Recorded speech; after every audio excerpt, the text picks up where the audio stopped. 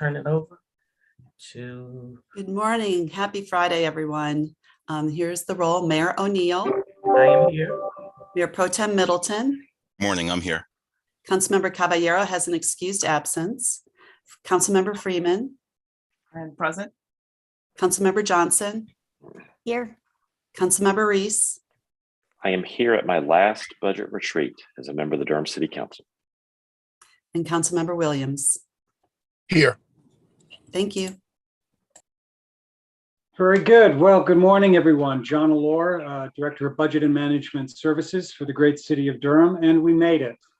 We are here at day 4, our final retreat on the FY23 budget process. I'll have the agenda pulled up just so we can go over briefly what we hope to accomplish today. We've had the call to order. We'll welcome. We'll have some opening remarks from City Manager Page. And we'll have a presentation on competitive infrastructure funding from Bertha Johnson and Trinae Schneider, followed by Sean Egan will be returning to talk a little bit about the transit fund overview and discussion.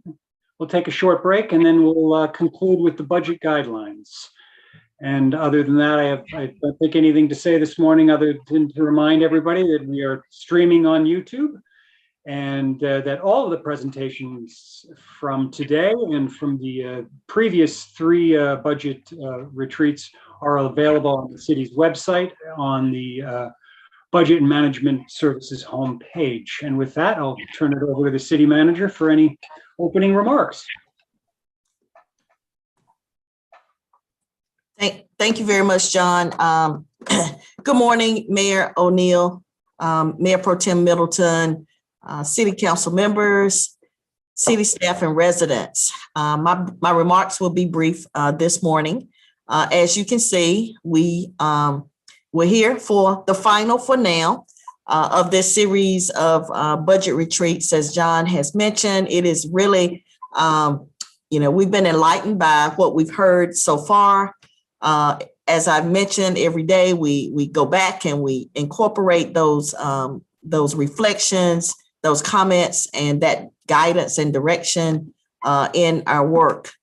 As John has previewed, we are winding up our conversations today with 3 main topics. And one of them really is a new topic.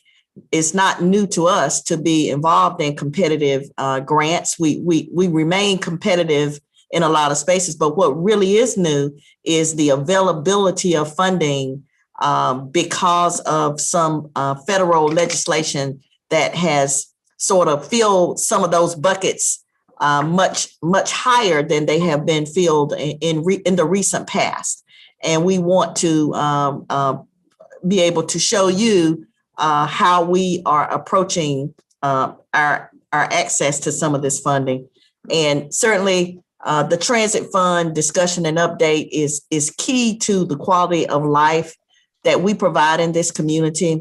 I appreciate Director Sean Egan being here and leading in this effort with partners across the triangle as we try to make the best decisions based on analysis of needs and funding that is available to be able to transport our residents to the places that they live, the places that they work, and the places that they play.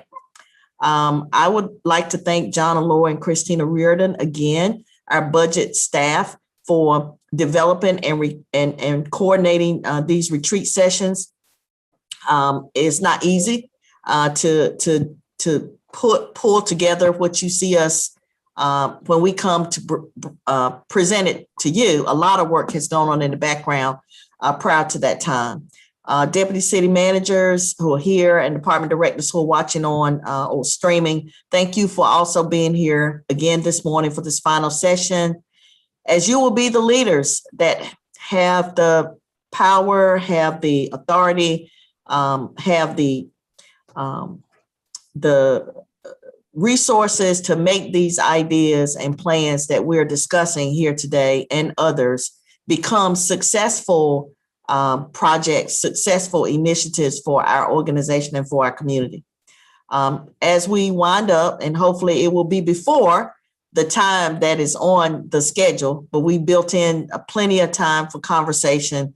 But John Allore will be facilitating our budget guideline process. We look forward to that time every year because when we leave this final meeting, doesn't mean there are not going to be any changes or additional conversation, but we actually have some guide posts or some parameters for which to begin to put the budget together to bring before you for additional deliberation as well as final approval.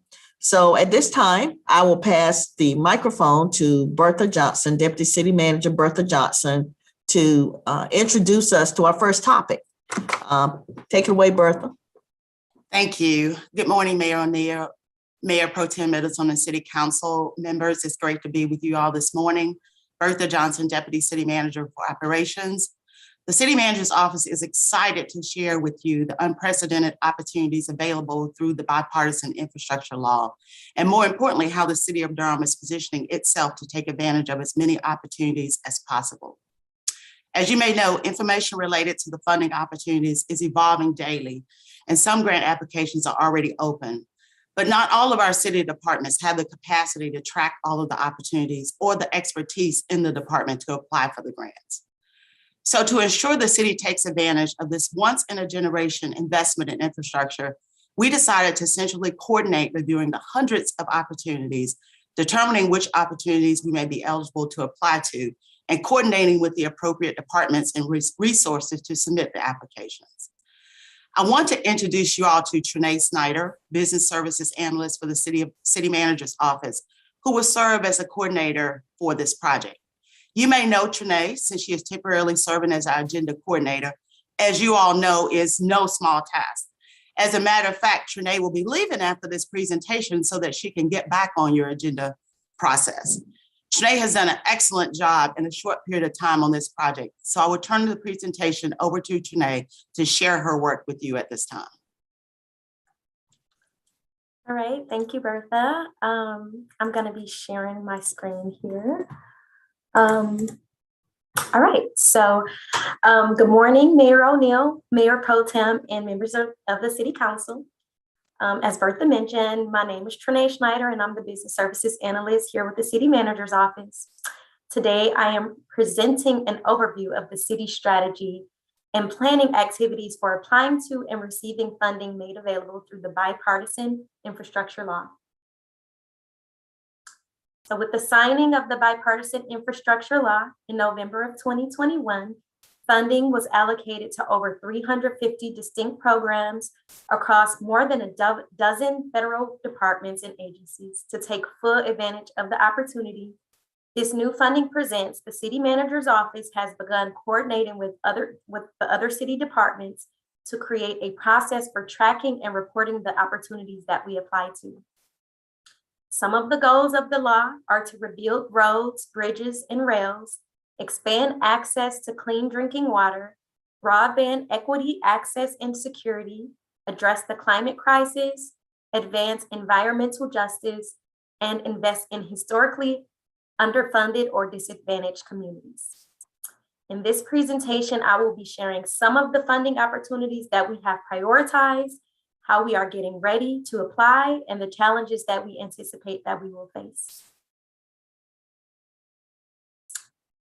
So introduced by the White House Infrastructure Implementation Coordinator, Mitch Landrieu at the U.S. Conference of Mayors in January 2022, and detail provided through the Building a Better America fact sheet, 25 competitive infrastructure funding opportunities were highlighted for local governments. These 25 opportunities are available for cities to apply to directly compared to other opportunities, which may require collaboration to apply or where funding may trickle down from the state. Of the 25 opportunities, there are 16 that we believe the city of Durham will qualify for. I will discuss more about those opportunities in a few slides. So beyond the 25 opportunities highlighted for local governments, a comprehensive guidebook of all of the funding opportunities under the bipartisan infrastructure law was released. In a preliminary review of the guidebook, we found that the city may qualify for approximately 150 of the total 380 funding opportunities. The city plans to prioritize applying first to the 16 out of the 25 funding opportunities as they open this calendar year in early 2023. We plan to continue to collaborate with departments to strategize applying to the additional 150 opportunities as more information, specifically on the application timelines, become available. Given the number of funding opportunities available, we are currently in the process of developing a dashboard to be shared with city departments so that we have an organized and transparent process of tracking funds and reporting our progress in applying for the funds. Funding categories. Transportation. So the bipartisan infrastructure law will repair and rebuild our roads and bridges with a focus on climate change mitigation, resilience, equity, and safety for all users, including cyclists and pedestrians. We in the city manager's office have begun communicating with our transportation department, and a point person has been designated on their team to coordinate with and communicate their progress with the designated staff in the city manager's office. Climate, energy, and environment. Funding will help to protect communities against the impacts of climate changes such as droughts, heat, floods, wildfires, and it is also the largest investment in clean energy infrastructure in American history. The funding provided under the law will modernize our power grid, weatherize and upgrade homes, schools, businesses, and communities to make them cleaner and more affordable, and fund new programs to support the development, demonstration, and deployment of cutting-edge clean energy technologies. Us in the city manager's office have begun communicating with our general services department, and a point person has been designated on their team to coordinate with and communicate their progress with designated staff in the city manager's office. Broadband, cyber, and other programs. So the main objectives of the broadband and cyber programs are to help ensure that every American has access to reliable, high-speed internet through a historic investment in broadband infrastructure deployment. The legislation will also help lower prices for internet service and help close the digital divide so that more people can make full use of internet access. There is also funding opportunities available for building cybersecurity, which is a main priority for our technology solutions department. We have begun communicating with TS, our technology solutions.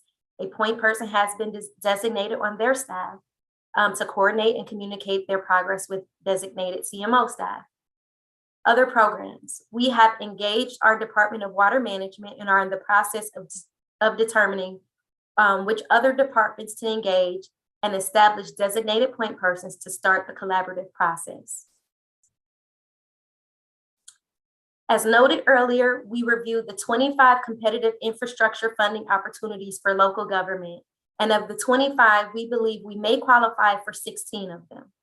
In this slide and the following slides, I have listed the funding opportunities, the 16 funding opportunities to include the department or agency, the purpose of the program, the total amount of funding available in the program, and tentatively when applications will open. So a quick review of the list. The first, in the transportation category, rebuilding American infrastructure sustainably and equitably, RAISE grants by the Department of Transportation. The purpose is road, rail, transit, and other surface transportation of local and or regional significance. The total amount in the program available is $7.5 billion, and applications are currently open and submissions are due April 14th. 2, bus and bus facilities competitive grants, Department of Transportation. The purpose is to replace, rehabilitate, purchase, or lease buses and bus-related equipment, and to rehabilitate, purchase, construct, or lease bus-related facilities, as well as capital funding for low or no emissions bus projects. The total amount in the program is $2 billion. The applications will open by the end of this month. National Infrastructure Project Assistance, also known as mega projects or MEGA, by the Department of Transportation. The purpose is multimodal, multi-jurisdictional projects of national or regional significance that support overarching priorities like safety and economic competitiveness. The amount in the program is $5 billion. The application open date is to be determined. However, the requirements, criteria, and ratings for the mega projects program has been published and will be shared with our transportation department to determine if we will meet the criteria as outlined by the Federal Department of Transportation. 4, Infrastructure for Rebuilding America, infra grants, Department of Transportation. Purpose, highway and rail projects of regional and economic significance. The total amount in the program is $8 billion and applications open by the end of this month. 5, Safe Streets and Roads for All, Department of Transportation. So the purpose is Vision Zero plans and other complete street improvements to reduce crashes and fatalities, especially for cyclists and pedestrians. The total amount in the program is $5 billion and applications open May 2022. 6, Charging and Fueling Infrastructure Grants, Department of Transportation. Strategic deployment of publicly accessible electric vehicle charging infrastructure, as well as hydrogen, propane, and natural gas fueling infrastructure along designated alternative fuel corridors and in communities. The total amount is $2.5 billion. Applications open at a to be determined date. They are currently seeking comments on the program design. 7, Reconnecting Communities, Department of Transportation. The purpose is to reconnect communities divided by transportation infrastructure, particularly historically disadvantaged communities, too often nearly destroyed or cut in half by a highway. The amount is $1 billion and applications open by June 2022. Number 8, Rural Surface Transportation Grant, the Department of Transportation. The purpose is to improve and expand surface transportation infrastructure in rural areas, increasing connectivity, improving safety and reliability of the movement of people and freight, and generate regional economic growth. The total amount of the program is $2 billion and applications open by the end of this month. So applications submitted. Some of the funding opportunities are new programs, and some of them are from programs that have been expanded under the bipartisan infrastructure law. Our transportation department has applied for a raised grant funding during the 2021 fiscal year opening. We were awarded $9 million for a rail trail project in November of 2021. And under the bipartisan infrastructure law, we plan to apply for approximately $20 million for Holloway transit and pedestrian safety, and the applications are due April 2022. The transportation department has also applied to the bus and bus facilities competitive grant during the fiscal year 2021 opening for $10.8 million in April of 2021, and selections will be announced April 2022. Climate, energy, and environment opportunities.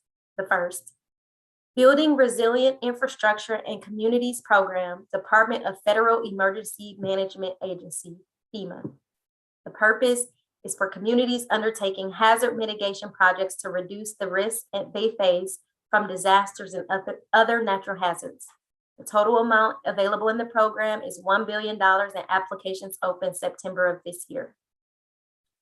Flood Mitigation Assistance, FEMA. Projects that reduce or eliminate the risk of repetitive flood damage to buildings insured by the National Flood Insurance Program. The total amount in the program is $3.5 billion and applications open September 2022. Brownsfield Remediation Program, Environmental Protection Agency, EPA. The purpose is for communities to assess and safely clean up contaminated properties and offer job training programs. The total amount available in the program is $1.2 billion. And communities are currently able to request funding for targeted brownfield assessments through their regional EPA office, and additional competitive funding opportunities will be announced this spring. 4, Energy Efficiency and Conservation Block Grants, Department of Transportation. The purpose is to reduce energy use, increase energy efficiency, and cut pollution. The total amount in the program is $550 million, and applications open September 2022. Number 5, Regional Clean Hydrogen Hubs, Department of Energy. The purpose, the development of at least 4 regional clean hydrogen hubs to improve clean hydrogen production, processing, delivery, storage, and end use.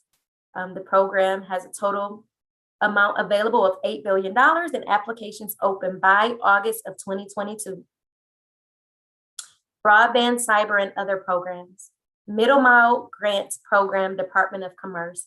The purpose is the construction, improvement, or acquisition of middle mile broadband infrastructure. The total amount in the program is $1 billion and applications open by June 2022. 2, State and Local Cybersecurity Grant Program, Department of Homeland Security. The purpose is to address cybersecurity risks and cybersecurity threats to information systems that we own or operate. The total amount available in the program is $1 billion and the applications open by June 2022. 3, Water and Ground Storage and Conveyance, Department of Interior. The purpose of this program is for water storage projects with capacity between 2,000 and 30,000 acre feet, as well as projects that can convey water to or from surface water or groundwater storage. The total amount available in the program is $1 billion and applications open by May 2022. Just a note, for the water and groundwater storage and conveyance, we will coordinate with our Department of Water Management. So getting ready to apply for and receive funding is a shared endeavor no one can do alone, and investing federal infrastructure dollars will require significant coordination between cities, states, communities, stakeholders, and other key partners. The White House Infrastructure Implementation Coordinator sent a letter to governors recommending a series of preparatory actions. And as a response to those, we have begun coordinating to, 1, use the bipartisan infrastructure law guidebook to identify federal funding streams to target. So in this process of getting ready, I reviewed the 380 funding opportunities to determine which opportunities we would qualify for by recipient categories. I was able to exclude funds to target by recipients like utilities, national labs, manufacturers, and vendors, Army Corps, state, tribe, and tribes. This narrowed the funding opportunities to 155 opportunities, which I have begun sharing with department point persons for their review to make further exclusions based on other eligibility factors. We will report how we have narrowed the opportunities down further by exclusion reasons on the dashboard once it becomes available. 2, ensure all transit, railway, road, highway, and bridge projects are a part of our NPO's transportation improvement plan. So the city's transportation department is undertaking a review of projects with planning or design funding that could be incorporated into the transportation improvement plan, or TIP, to make sure that as many of our candidate projects as possible can be incorporated into the TIP. We will continue to work with the DCHC MPO to take advantage of upcoming TIP amendments to add as many of these as possible. 3, begin mapping sites for electric vehicle, EV, and alternate fuel charging stations. So General Services is hosting recurring EV transition working groups, meeting with fleet and other departments such as TS, Park Durham, and more, to develop a data-driven strategy for placing new EV charging stations, chargers to include high-touch locations such as existing fuel stations, DPR recreation centers, and more. They have also begun updating current CIP projects and working with project management teams to align and layer current and future EV infrastructure needs with current and future CIP projects. They have also secured 2 EDF, Environmental Defense Fund, Climate Corps fellows for summer of 2022 to enhance fleet's existing planning efforts for light and medium duty vehicle electrification via analyzing fleet data, calculating the total cost of ownership, estimating emission reduction potential, estimating additional charging infrastructure needs, and identifying and offering solutions to overcome barriers. General Services has also received a preliminary notice of funding to install 7 EV charging stations at public locations via Duke Energy's Park and Plug program. And they are also tracking and evaluating additional grant opportunities for EV infrastructure planning and implementation. 4, inventory and map the lead pipes in Durham. So our Department of Water Management staff have attended multiple presentations and webinars about the opportunities for grant funding and low to no interest loans for lead line replacement projects. As recommended in the preparatory actions, the Department of Water Management has reviewed the Biden-Harris lead pipe and paint action plan and the requirements of the lead and copper rules. And the first requirement is to develop a lead service line inventory. The Department of Water Management submitted a request for a proposal for this program element and more services on January 26th of this year. Submittals are due back to the Department of Water Management today, March 4th. The selected consulting firm will provide the following services: development of a service line material inventory, development of a lead service line replacement plan, preparation of a sampling plan for compliance, including sampling at schools and childcare facilities, assistance with public education and outreach, review funding programs and identify funding strategy, and other services as required to implement the lead and copper rule revisions. In addition to having a consultant research and pursue funding, staff has participated in conversations with the North Carolina Department of Environmental Quality staff regarding state fund opportunities that are direct or will be a pass-through to us. 5, work with the North Carolina's broadband agency to ensure our needs are appropriately mapped and inventoried. TS currently provides data, or our Technology Solutions Department, TS, currently provides data to the state through NC1 Map, which is an open source interactive GIS tool to visualize data collected by the state, as well as other resources related to the broadband availability and adoption, as well as other related matters. TS will continue to work with the North Carolina's Broadband Infrastructure Office to provide any additional data sets they deem necessary to augment their thorough process. 6, connect with the regional offices for key federal agencies who can help direct us to resources and provide technical assistance.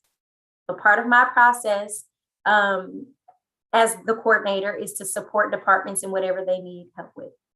In the next week, I will be providing departments with information about the technical assistance available, along with contact information for regional offices of the key federal agencies. Process. So here is an overview of what our process will look like for applying for funding. City Manager's Office, Business Services Analyst, which is myself, will serve as the coordinator for this project.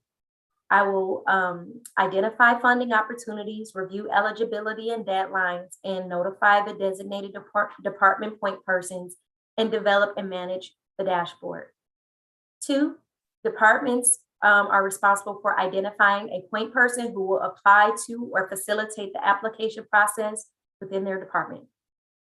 3, departments will report back to the City Manager's Office with status updates, and those updates will be tracked on our shared dashboard. Challenges. So our first challenge is staff capacity. So federal grant writing can take weeks of coordinated efforts to complete one and may require additional reporting of outcome measures, all with strict guidelines.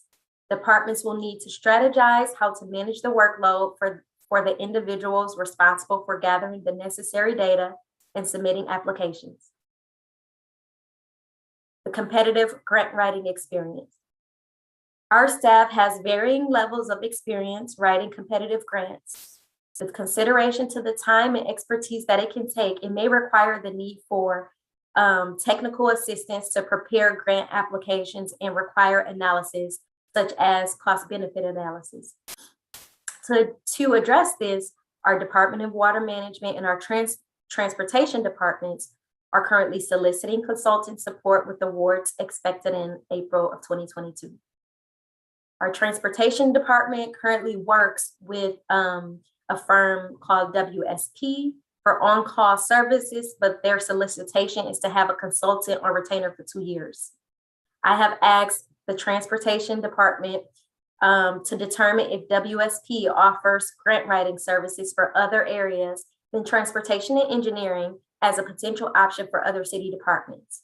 I am in the process of reviewing and sharing with other departments what available resources are available under the bipartisan infrastructure law that we can use to leverage for additional necessary technical assistance. And then lastly, application deadlines. So many applications have a 30 to 60 day window from open to close. This requires for us to do as much work as possible with the information we have available before applications open. Any questions?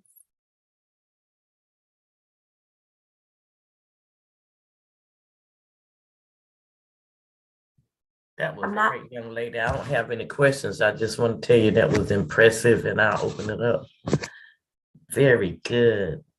I would Thank say you. that was a phenomenal presentation as well. And I have quite a few questions. I would just like to start by saying I appreciate that we do have someone focused on the infrastructure bill, just acknowledging, I know that I've said it at least 500 times. Just acknowledge the work that's been going on with the COG to build up the resiliency and address some of the EDA funding that was available. I've just been really concerned about how we maximize our opportunities with this. I took a lot of notes and I have a lot of questions, but I don't want to overwhelm you, but I do want to know if there is even a list of all of the partners that we work with, kind of within the city, just like whomever we've ever had RFPs and interlocal agreements with, just to kind of field some of the ideas that might be coming in, because I do think that we have to think outside the box, and that would be a good way to start. And then I would also like to add, in addition to the SSP, if there's a possibility to create a core ourselves with some of the retired members of the community who've done the grant writing in the past, to connect them with, of course, students at NCCU and recent graduates from any public administration program. I think that would be a phenomenal way to support building capacity. I'm really excited about the opportunities here, but I'm also excited that it's an opportunity to build in some economic development in these conversations and to focus on our needs and our goals, especially around just supporting folks who are returning from being justice involved and supporting their skill building. And so I don't know how those conversations can be built into this, but I would love to figure out what that looks like. And then immediately when you started talking about the RFP process or the RFP kind of request, I started thinking about how we get our community health workers involved and trying to make sure that organizations that have staffed up, for public health engagement, especially around this lead pipe or lead pipe replacement, if there's sampling that needs to be done, having those folks involved in that will help keep their engagement going. And so that's just a few of the things that top of mind that came up, but I'm definitely going to be tapping your shoulder. So thank you. Thank you very much. Okay, thank you for those questions. I think those are very good ideas that we can definitely incorporate into our process.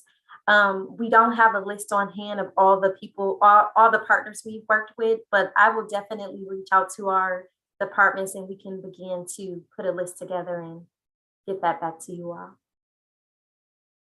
Thank you. Thank you. I see our city manager's hand is raised, and I think Mayor Pro Tem, and I think I actually saw Councilwoman Johnson's hand next. Yeah. I'll jump in. I'll jump in if that's all right. Thank you. Thanks so much for the presentation. I've been interested in learning more about what we plan to do to try to get access to some of this funding. And as you said, it is really an unprecedented opportunity for our city and for cities around the country to compete for this funding. And really appreciate the level of detail in your presentation about how, which opportunities we're going to pursue. You all seem to be thinking really critically about capacity and about what we have the best opportunity for. I know that federal grants can be a lot, probably the most intense grants that I've ever applied for are the federal grants. And so bringing in some extra help, some expertise seems like a really good idea.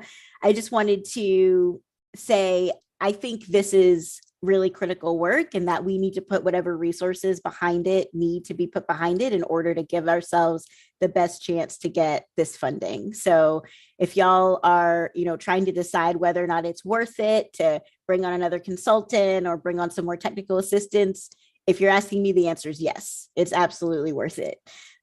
We need to put all that we can behind getting, as much of this funding for our city and our residents. And every city in America is probably having the same conversation about trying to get as much as they can too. So I want us to, and anyway, it's sad that we have to compete. There should just be enough for everyone, but I want us to be in, position ourselves as best as we can to get these resources for Durham. So please, don't hesitate to use whatever resources you think are necessary. And if that, requires coming back to us for more, please do. I think this is an incredible opportunity for us and we need to go big.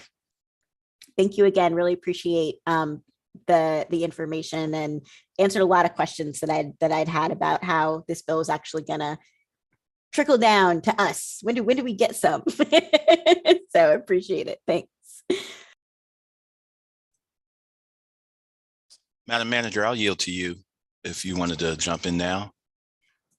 Yes, I do. And as you all probably are anticipating, I am really, really so proud of Trinae Schneider, who made this presentation this morning. I have popped in from time to time to acknowledge some of our newer staff or staff that are in different roles. Trinae has been a tremendous add to the city manager's office, and certainly taking her first opportunity to present under the guidance to, in a certain sense of Deputy Manager Johnson, or all of us as a team. But Trinae has done excellent work in this space to get us set up to be on a path for success. We always are looking to be successful. As Councilwoman Johnson has said, these are, we know how difficult and how much intensity can happen sometimes in trying to go after competitive grants. The numbers on the screen look big, but the country is big. And there are a lot of people who really, are doing, they want the money too. But I would like for this council to know that when we compete, we compete. And some of the work that we do, we're not just doing it to get money. We're doing it because it's the right thing to do, such as engaging our community. And we come to the table with some of this work already in place. So we think that's going to help us get, a little bit toward the front of the line. And I don't want to take up all the air, but I did want to also add that we have had conversations at both universities, Duke University and North Carolina Central, in the last few weeks around coordinating, grant writing and the expertise that's found in academic settings to help, sort of collaborate and partner in some of these areas. So it will be a combination, as Councilwoman Freeman has mentioned. There are volunteers in the community, people who have had experience and retired. There are also very, very bright students at our local universities, as well as expert consultants. So we know it's not a one size fits all. and we're gonna bring our best. We're gonna bring our A team, as the mayor would say, our A+ team, to some of these spaces. And we already have had success with some of the transportation areas, so we know it can be done. So I just wanted to pop in and say that. Thank you so much, Madam Manager. Trinae, good morning. Good to see you. One of the cool things about this job is that we have access to some of the smartest, brightest, best people in their given fields, whether it's medicine or law or the environment or whatever. We get to talk to some folk who are really, really good in one area. And it's impressive. But I'm really impressed with folk who can engage in interdisciplinary conversations, who can kind of see globally and connect different disciplines. And I want to congratulate the manager's office for really putting together a strong team and building on a strong team. And Trinae, you remind me of those folk who kind of can connect things in a cross-disciplinary kind of way. I mean, you're leaving here to work on our agenda after talking about this stuff. So I just want to congratulate you on just a magnificent job you're doing. And the capital you're building for yourself and the organization. You're well regarded. This was a great presentation this morning. I also want to thank you. And I know I echo this for the mayor as well, for a great presentation, a primer you gave to the mayor and I maybe a couple of weeks ago, along with some of your other teammates, where we talked about almost 9 million for the belt line and the belt line, and also our concerns and hopes for the Holloway Street corridor as well. So a couple of things, because this presentation is, and I'm going to thank Councilmember Johnson, because my questions kind of were anticipated or set up by her comments. Because this is within the context of this budget retreat for this budget, do you have any sense that there may be some concrete ask in this budget process that will impact this budget with respect to increasing staff capacity or consultants, or can the consultants, and I see Bertha's popped on, there's an interdisciplinary thing. Do you see it impacting? Well, you understand my question. I'll be quiet. Good morning, Bertha. Yes, Mayor Pro Tem. No, we do not anticipate any requests during this budget process. We have many opportunities within our departments, as well as if we need additional funding, we will find it within the departments. So this was information only, just to let you all know where we are, what we're doing, and that we're on top of it. And so we don't have any requests and don't anticipate any requests for next year's budget. Excellent. Thank you. Thank you for that. And this is indeed important information. I do want to say I'm excited about the dashboard and look forward. They're really great to be able to just kind of pop them up when residents and constituents have questions. So we look forward to that, and keep us posted. Get that money. Get that money. So thank you so much. Appreciate it. I yield back, Madam Mayor. Thank y'all so much. I just wanted to add a couple of comments. You know, when I came back from the mayor's conference in DC, it was pretty clear that there's a lot of money out there, a lot of opportunities. And what I came back on with that information and walked into an organization that was already set up and ready to go and already going down the road. So I just thank our city employees and workers for all the work they do. You know, it's amazing, just the breadth of knowledge and expertise and how deep it is in the city. And Trinae and Bertha and our city manager, I mean, they're just examples of so many. Carmisha, Amber, I could go on. And you see a lot of them listed here this morning. I feel really good about our opportunities. As you see, folk are coming into town from the national level. That's not by happenstance. And believe me, when I've given the opportunities, I've been networking, met 2 secretaries over the last couple of weeks, have gotten their numbers, reaching out to them, and we're going to continue to make those connections. But to know that you can just come back and say, look, this is what I learned today, and they take it and they run with it, is an awesome thing. So I'm hoping to return to the mayor's conference in Reno. I believe it's in April, and it was so much that I'm hoping to be able to take somebody else with me, because it was just too much for one person to cover. But I just have to be blunt and say, I just thank God for you all, because you all are top notch. You couldn't ask for a better organization. So we're gonna get that money, Mark. We're gonna get that money. Everybody, we're gonna get that money. I believe it. So thank you all so much.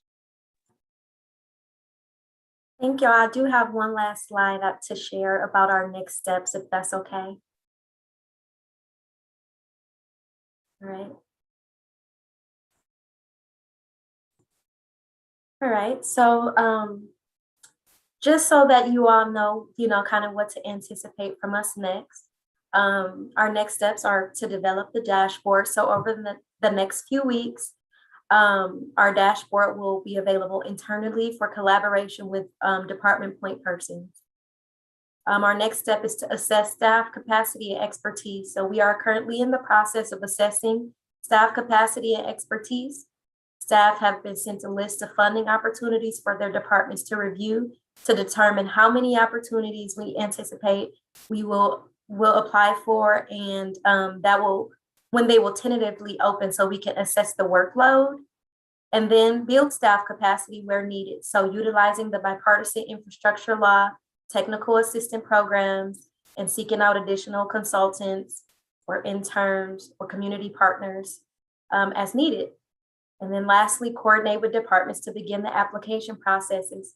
So myself, the business services analyst, will continue to track and provide reminders for application deadlines and ensure that we are tracking the process on our shared dashboard. So that is all for us today, from us today. Thank you all very much.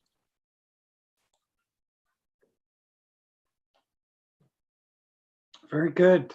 Thank you so much, Trinae. Appreciate it. I think if everyone is in agreement, we will continue.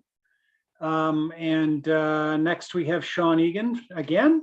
Welcome back, Sean, from the Department of Transportation, to give us a transit fund overview and have some discussion with council and folk. Great. Well, thank you, John. Good to be back. Sean Egan, Director of Transportation. Good morning, Madam Mayor O'Neill, Mayor Pro Tem Middleton, and members of council.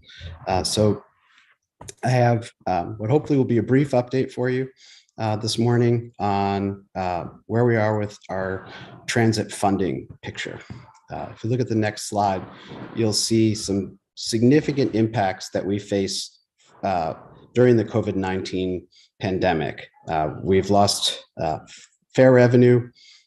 We've lost state support in FY21. We've had increases in expenses related to the pandemic.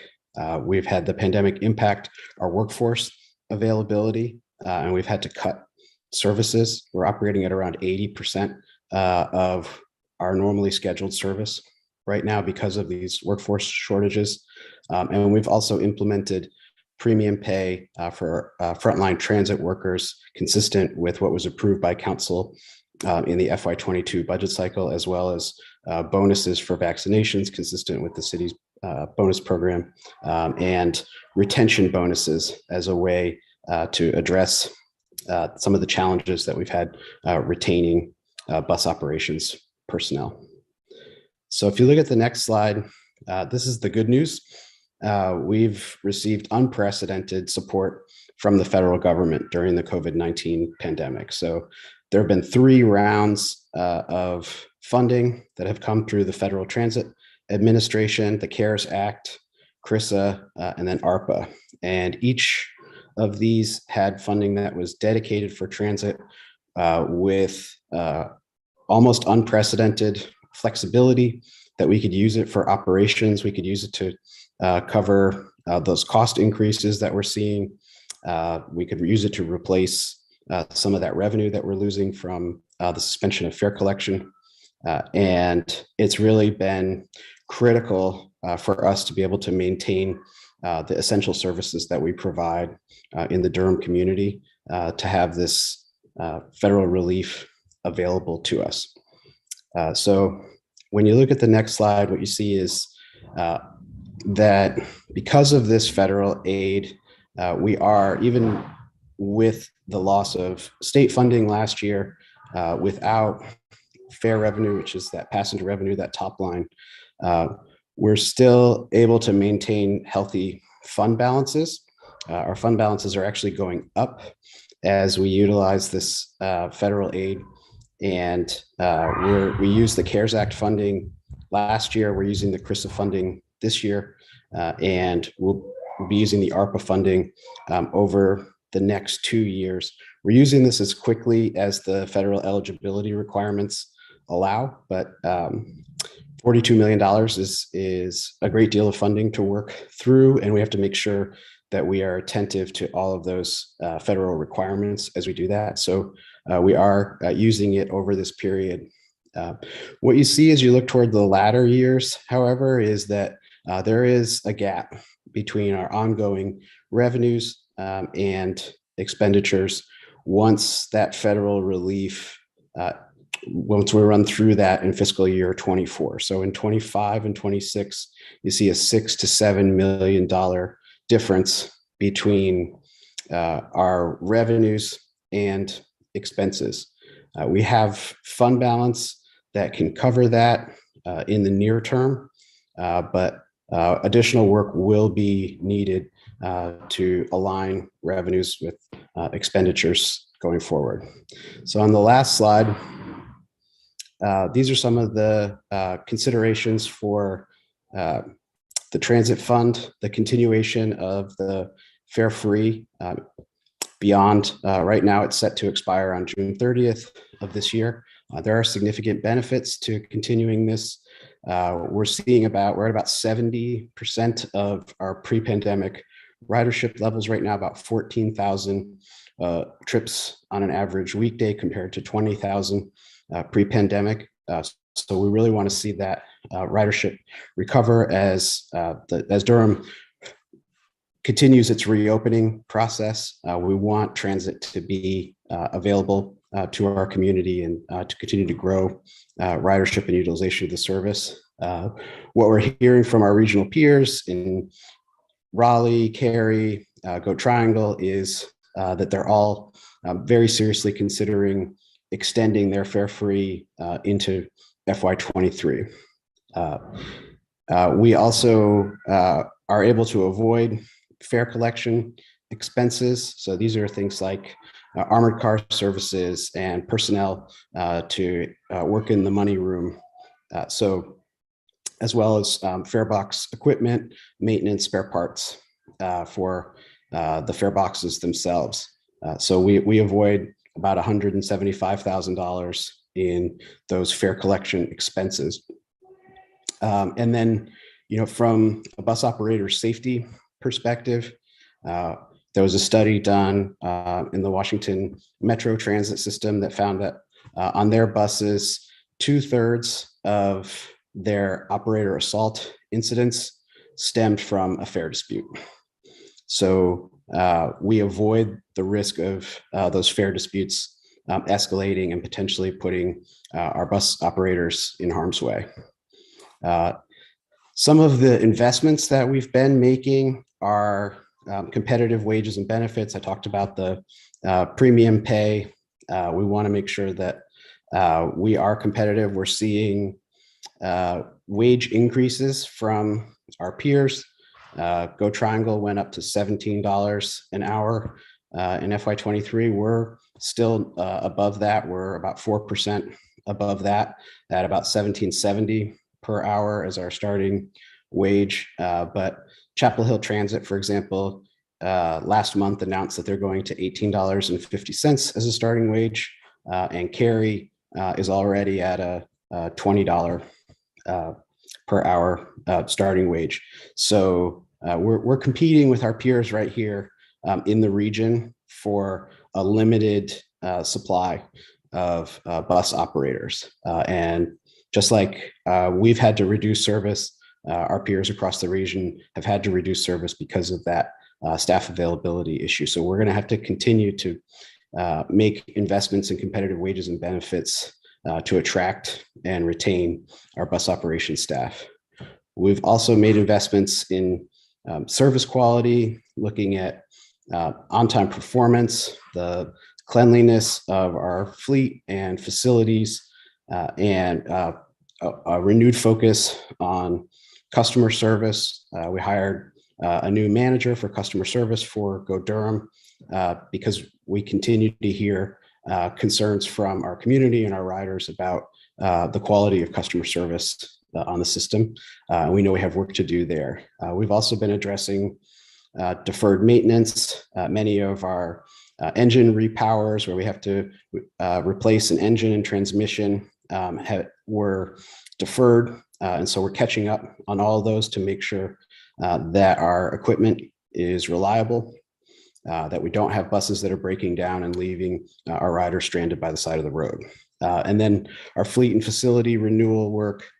We've retired the last of the 2003 and 2005 buses in the fleet. Those are the ones that had the data branding on the side of them.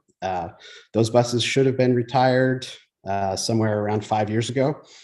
We retired them in December of last year. So we now have accepted delivery in the last year of 10 new vehicles, 2 electric vehicles and 8 diesel vehicles. And that's really helping us to have a safe and reliable fleet. So when we look at the funding picture at the FY23 cycle that we're discussing here, the federal aid does allow these increased investments to be absorbed. However, there is that gap between revenues and expenses that we're seeing over the next several years. So we'll need a combination of cost containment. We'll be seeking grant funding. Many of the opportunities that Trinae described could be beneficial for our transit system and could provide additional grant revenues. And then looking at other revenue sources to support transit in future years. So with that, I'm happy to answer any questions.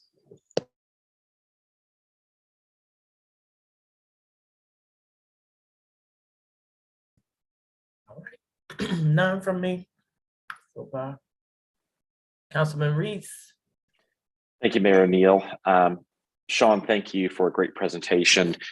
I think it's super important and appreciate the administration for highlighting the transit fund and the critical work that y'all have done over the pandemic to keep the essential city transit system up and running. Obviously, we've had some capacity issues, some staffing issues over this period, but throughout the entire pandemic, Durham has suffered less of a drop in ridership than almost any other city our size in our area. And that is a testament to you, to our amazing operators and all the folks who help keep our buses up and running behind the scenes. But it also points to the absolutely positively essential nature of Go Durham here in our city. And the facts, the data around our ridership, how many of them don't have cars and rely on Go Durham as their source of transportation is stark and should remind us that if there is an indispensable engine, both of mobility, but also of economic freedom, and that our bus system is it. And so all of the investments that we have made over the years in our bus system are returning benefits to us far in excess of the dollar value. That's why I hope and pray that this council will take every measure possible to continue fare-free service on Go Durham going forward. It will be a challenge. There will have to be choices. There will have to be trade-offs, and the money's got to come from somewhere. But it's hard to imagine a better way to spend that money than to continue to extract it from our primarily low-income Black and brown riders. There can't be that many better investments of that money. Also just want to say that I hope that our partners at the county who continue to be hard at work on the Durham County Transit Plan hear some version of this presentation and hear this council's strong voice in making sure that our local transit needs are met.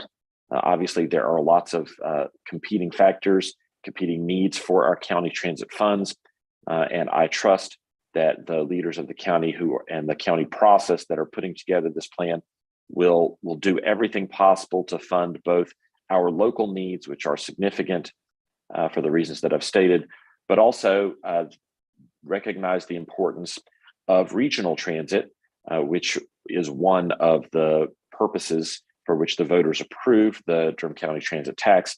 Right now, the regional need that has been identified and that is still being worked through feasibility is the commuter rail project. And so I know that lots of smart people are at work on that. My only point in mentioning that is that the Durham County Transit Fund can be a major source of future improvements for our local transit system. I know, Sean, that that's something that you are focused on and every member of this council is focused on. But mostly what I wanted to say, Sean, to you, is how much I have valued our partnership over the years. It's been about 2.5 years, I think, that you've been with us or thereabouts. And I, without any disrespect to the amazing staff that we've had in the Department of Transportation, I would just say that your personal involvement has really transformed how our city functions with respect to advocating for increased transit resources, improving the experience of our riders, but also working hard to accelerate much needed pedestrian and bicycle improvements, which are beyond the scope of this presentation, but are critically important in making sure that Durham is a safe place for everyone who uses our roads, no matter how they choose to go about. So, Sean, I just wanted to say personally to you, thank you.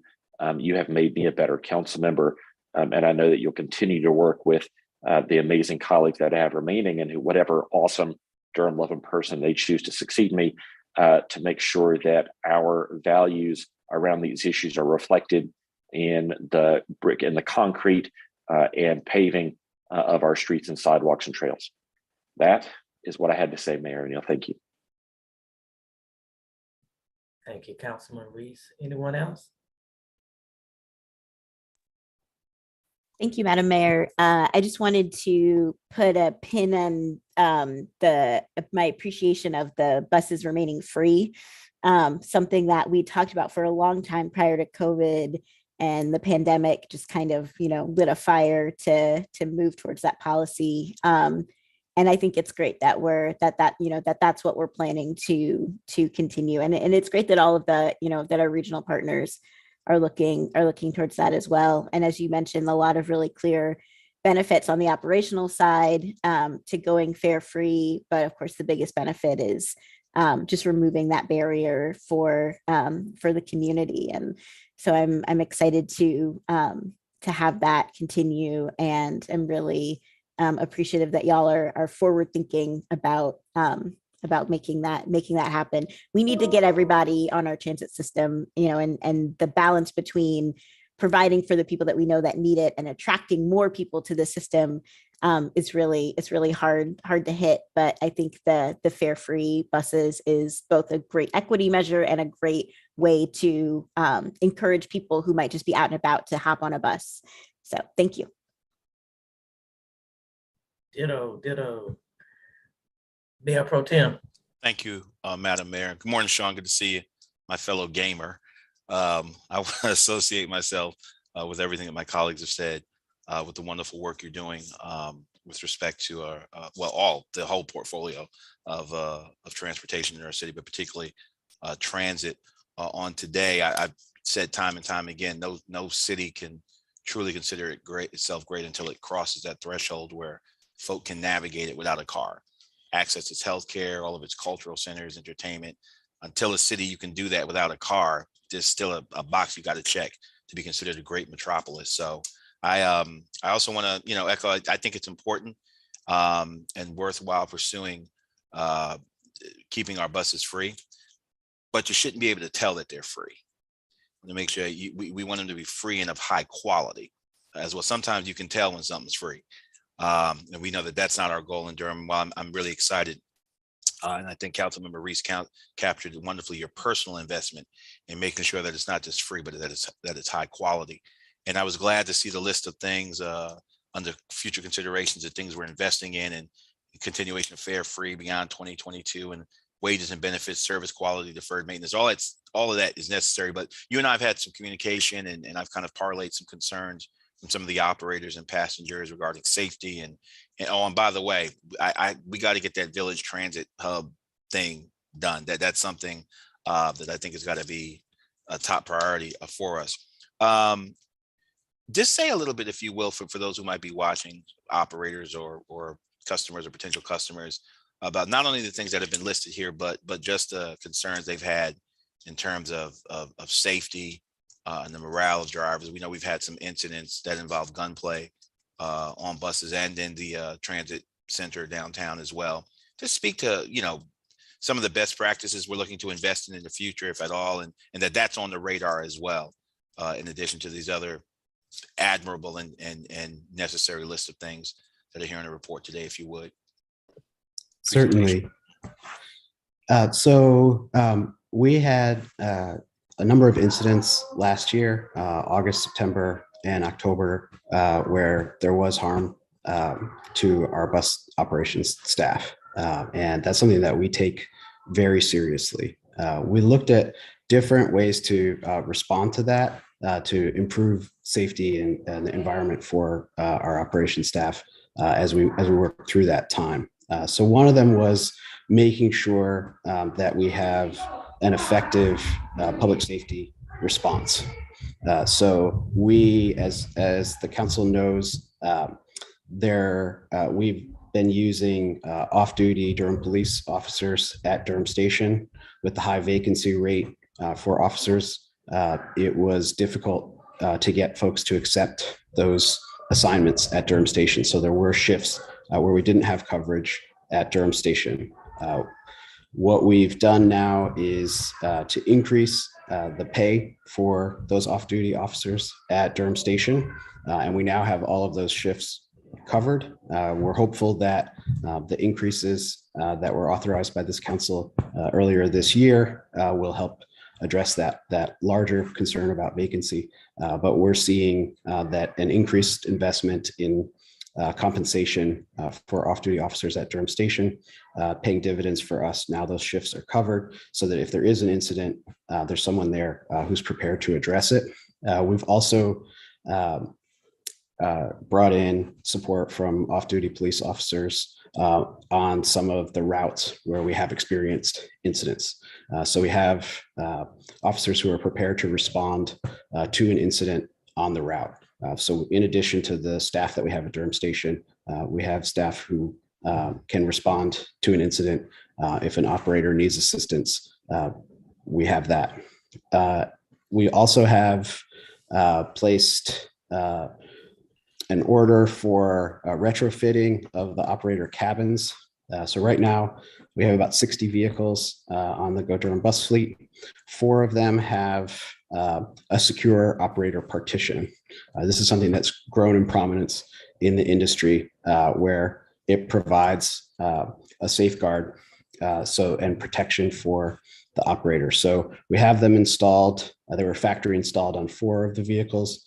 And then we're working on a campaign right now to complete installations across the entire fleet of those secure partitions by the end of June.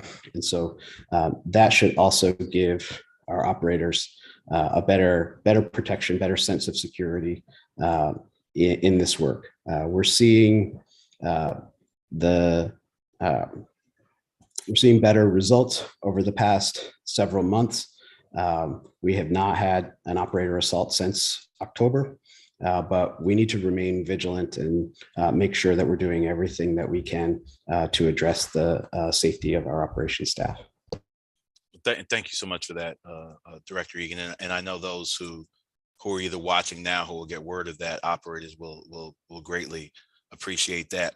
But also from the riders' point of view as well, I think we should, as a city, should be excited that we are increasing our menu of response options. I mean, I've observed, folk on our transportation system that who may be interfering with the operation of the bus, but they're not necessarily violent. They're not, they don't necessarily pose a threat where you need to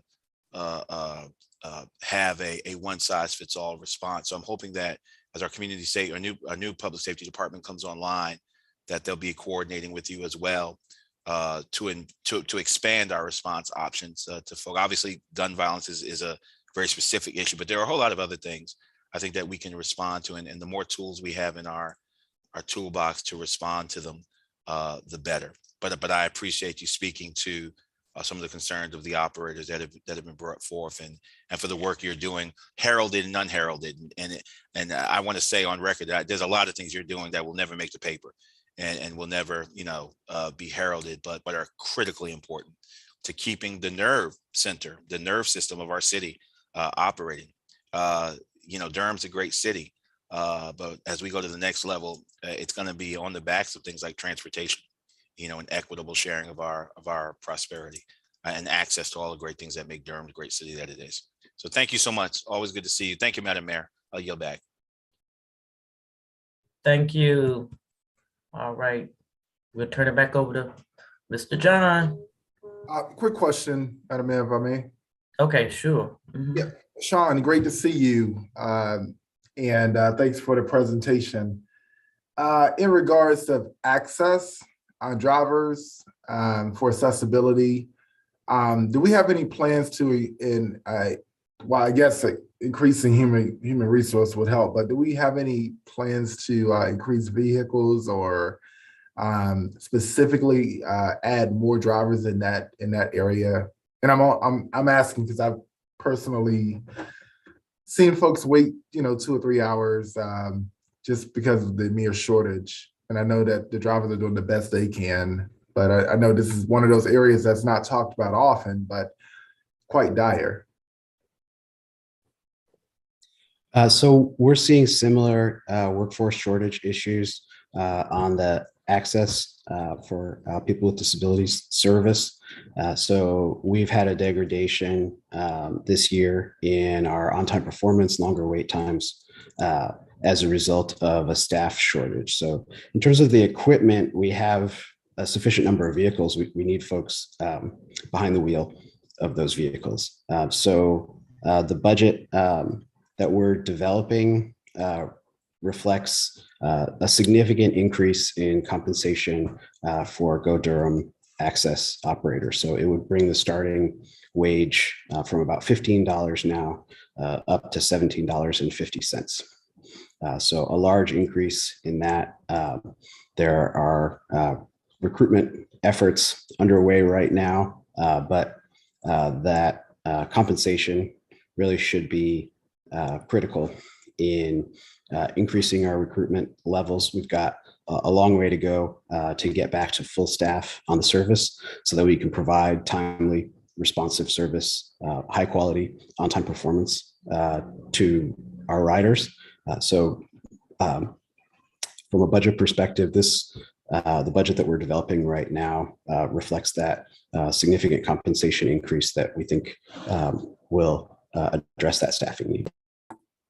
Thank you so much. And I know we have it in no better hands.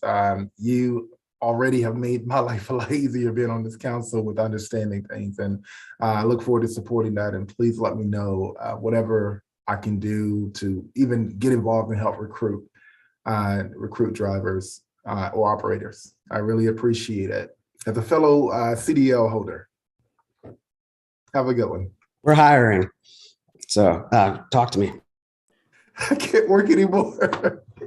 Thank you. Councilmember Williams, you should take up a couple of shifts. Come on, I know we can use your help. Route 3. Come on. I can take a shift or two. That's about it. Sean knows. Route 3. All right, I'm done. Hey, Leonardo, you know they drug test, right? And on that note, we turn it back over to Mr. John Allore. Thank you so much, Mayor O'Neill, council members. With that, I suggest we take a 15-minute break. Let's come back at 10:30 and we'll move right into, at that point, the budget guidelines. All righty. Thank you.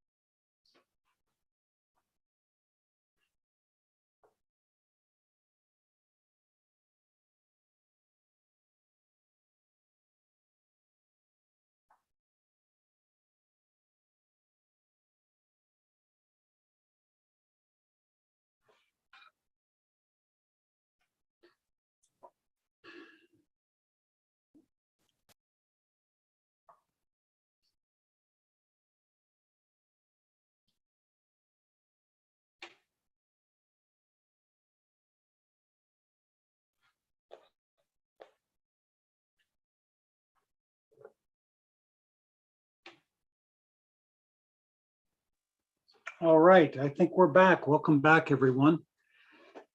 I see we're live. Again, I'm John Allore, and I'm the Budget Director for the City of Durham. And before we move into the budget guidelines, I think it's going to be my last time to say this. So I would like to once again acknowledge the budget staff who've done an incredible amount of work.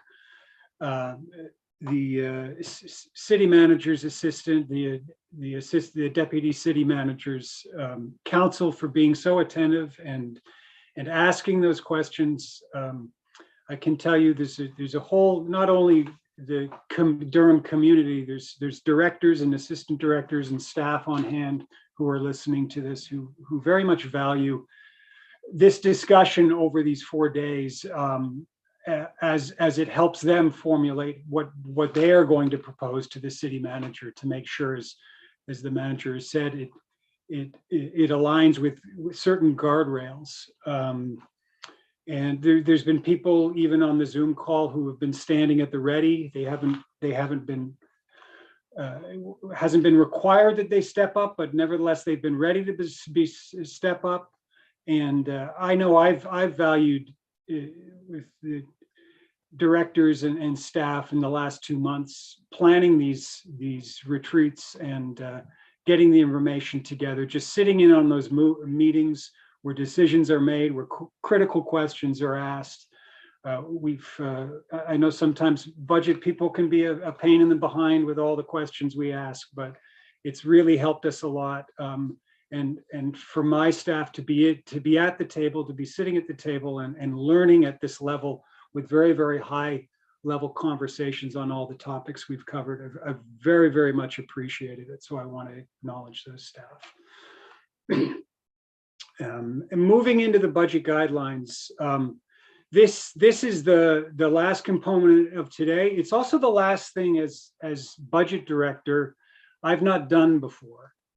It's the last part of, I guess, my apprenticeship. I've always watched the former director Bertha Johnson do this, so now I'm about to do it. So I'm a little unsettled about it, but that is to say, and to finally to acknowledge Bertha Johnson, who was the director and continues to be a great friend and mentor. So with that, what I'll do is I think I'll have Christina pull up the document, and it's a short document.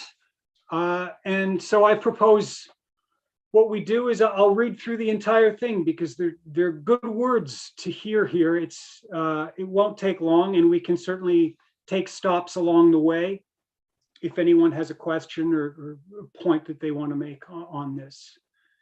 So these are the fiscal year 2022-23 budget development guidelines. As many of us said, these are principles, tenets, guardrails that help the city craft the budget that we are going to craft before presentation on May 16th. It is our intention to have these adopted by council on April 4th, but there is still time between then and April 4th to make adjustments. So to begin with, the development of the budget guidelines is a best practice and supports the citywide strategic plan goal, innovative and high-performing organization. One of the objectives of this goal is to promote organizational sustainability, strategic sustainability, realistic vision and goals, program and service sustainability, high quality services and programs, personnel sustainability, effective and reliable personnel, financial sustainability, reoccurring revenues, equal to reoccurring expenditures, adequate financial reserve and contingency planning. The general fund is the primary fund for the city and supports 24 of the 27 city departments, including 1,696 of the city's 2,378 full-time employees. The city manager shall use the following budget development guidelines to prepare the FY 22-23 proposed budget. Overall, the budget should prioritize funding based on the city's strategic plan, needs related to accommodate population growth, state and/or federal mandates, and initiatives consistent with the City Council's priorities. So the first section, it's broken up into revenues and then the offset expenditures. Revenues. For FY 21-22, the two largest sources of revenues to support general fund operations were local property taxes, 48.2%, and local sales tax, 31.8%, representing 81.1%, $193 million of the fund's $240.7 million budget. Local property taxes also fully support the debt service fund, which accounts for the city's general fund debt service obligations. The property tax appropriation for the debt service fund was $42.6 million for fiscal year 21-22. The city must use a strategic approach to balance the budget by assessing revenue enhancement opportunities and cost control. For the FY 22-23 budget, it must support the city's strategic plan and identify funding to enhance priority programs and services while considering potential revenue losses. So within the revenues, the first bullet, an adjustment to the general fund tax rate of 30.95 cents per 100 assessed value may be considered to fund additional structure and salary adjustments. The tax rate for debt service fund will remain at the current rate of 11.50 cents per 100 assessed value. As a reminder, that 0.50 cents accounts for what the set aside for green and equitable infrastructure. The tax rate for solid waste fund will remain at the current rate of 5.59 cents per 100 assessed value. The tax rate for the dedicated housing fund will remain at the current rate of 3.38 cents per $100 of assessed value. Again, a portion of that 1.38 cents is to accommodate the debt service that we anticipate paying for the $95 million bond. The tax rate for the transit operation fund will remain at 3.75 cents per 100 assessed value. The tax rate for the Downtown Business Improvement District bid will remain at 7 cents per $100 of assessed value. The allocation for the half penny for parks program will remain at a half cent of the proposed tax rate. That is housed within the general funds portion of the budget. Fund balance in the general fund will not be projected to fall below 12% at the end of fiscal year 22-23. And Christina, you'll catch that 23, I'm sure there. Non-reoccurring funds will not be directed towards reoccurring uses. Proposed water and sewer rate increases will not exceed an average of 4.1% for the average tier 3 customer. And that figure was set in alignment with the Water and Sewer Department of Water Management, who are available here for questions. Fee adjustments will be considered as appropriate to align fee revenues with costs of services for better cost recovery. The proposed increase to stormwater rates for typical residential customer, tier 2, shall not exceed 0.94 cents per month. And again, Marvin Williams is here from the Public Works Department to discuss any of that. So moving on to the expenditure side. To balance expenditures against forecasted revenues, the city manager will continue to monitor performance data to guide focused discussions with city departments regarding program and service priorities. This includes possible areas for elimination, reduction, reorganization, new partnerships, and/or alternative service delivery modes that address the performance and efficiency of city programs. First bullet, city employees are at the core of city services. One objective under the city's innovative and high performance organizational goal is to cultivate a diverse, engaged, and healthy workforce dedicated to public service. Attracting, training, and retaining a competent, high-quality workforce is essential to being a high-performing organization. Therefore, we will continue to consider employee compensation adjustments as a priority. The following pay and benefit components will be proposed. Pay plan adjustments will be considered to restore the pay for performance plan 4.8% average increase and step plan 4% average increase for general employees.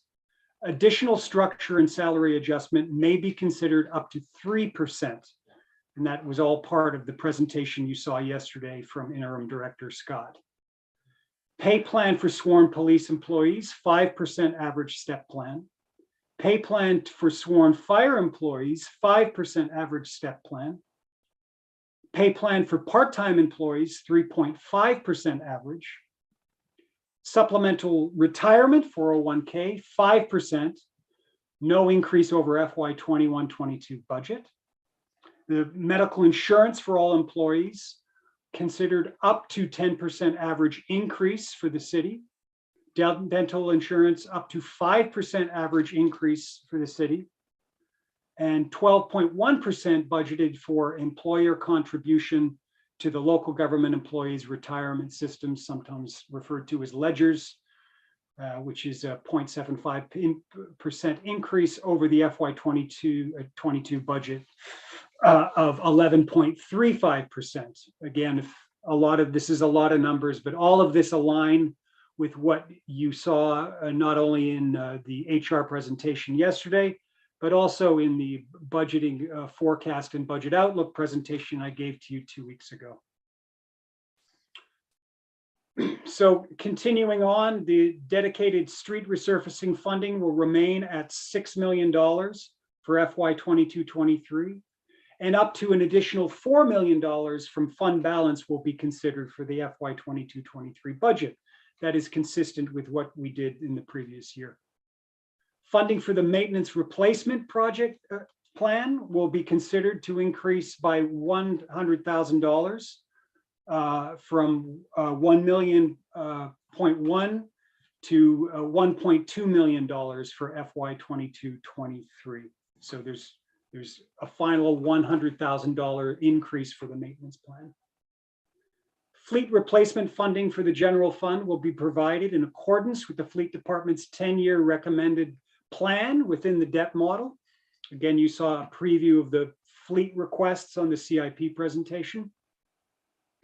Funding for City Council budget requests will be considered. We had a discussion yesterday about those. And programs may be considered for downsizing or discontinuation. And I believe that is all 3 pages of the budget guidelines document, and we are happy to answer any questions or flesh out any concerns with the document. Colleague. Can you just slide back up to the first page? I'm sorry. And John, is it possible for us to get a copy of this? Certainly.